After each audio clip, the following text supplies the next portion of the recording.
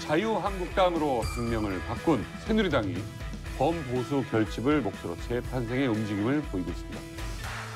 이름은 어떠세요? 자유한국당.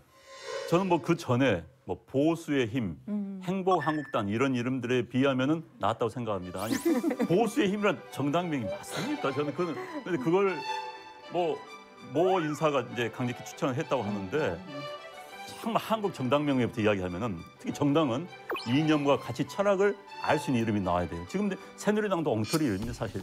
그래서 다른 정당도 이름 이상한 정당이에요. 응? 국민의당도 사실 이상한 이름. 아 국민을 누가 팔아? 그럼 다른 사람들은 그 당 지지자가 아니면 국민 아닌가? 아닌데 이름에 외국에서는 국민당 그러면 우익 극우 정당이. 그러니까 이름이 지금 우리나라 정당들이요.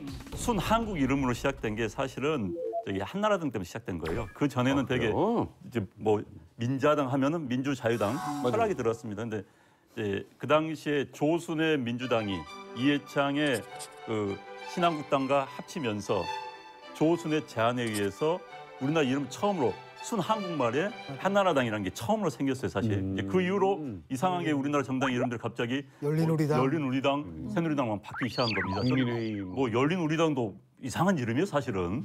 장명료를 한 1억 원 넘게 줬죠. 근데 제가 보기에는 자유한국당 이거 굉장히 나쁜 느낌을 주는 이름이에요. 왜요? 왜냐하면 한나라당을 그때 이 한자로 해가지고 외국에 할 때는 대한국당이 됐어요. 그럼 완전히 일본이나 뭐 독일에서 우익당으로 보이는 거예요. 그러니까 내셔널 파티가 되니까 그랜드 내셔널 파티예요. 영어로는. 이건 뭐 더 심한 거죠. 근데 지금 이제 자유한국당이라는데 나라의 이름을 당에다가 넣는 것 자체가 상당한 거부감을 줄 수가 있어요. 특히 외국에 대해서. 그리고 보수의 가치를 자유와 한국으로 한다는 건 이건 상충하는 거예요. 보수는 작은 정부, 보수는 국가주의보다는 개인의, 그러니까 복지도 보수는요, 나라가 하는 게 아니라 개인의 그 기부라든가 시장을 통해서 복지를 하라고 하는 거예요. 그 소비를 통해서 복지를 이제 말하자면 이루라고 하는 그런 개념에 있어서 이거는 반보수당. 이제 새누리당이 네. 사실 이제 뭐 연구를 기준으로 이념적 스펙트럼을 본다면은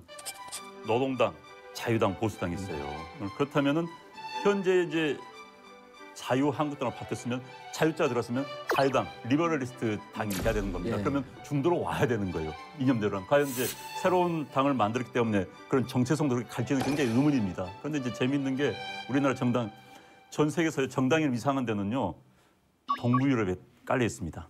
의원 내각제 하는 국가의 이름들은 되게 철학에 들어간 이름들이 있어요. 오래 유지됩니다. 근데 대통령제 하에 있는 국가들은 되게 이름을 금방 바꿔요.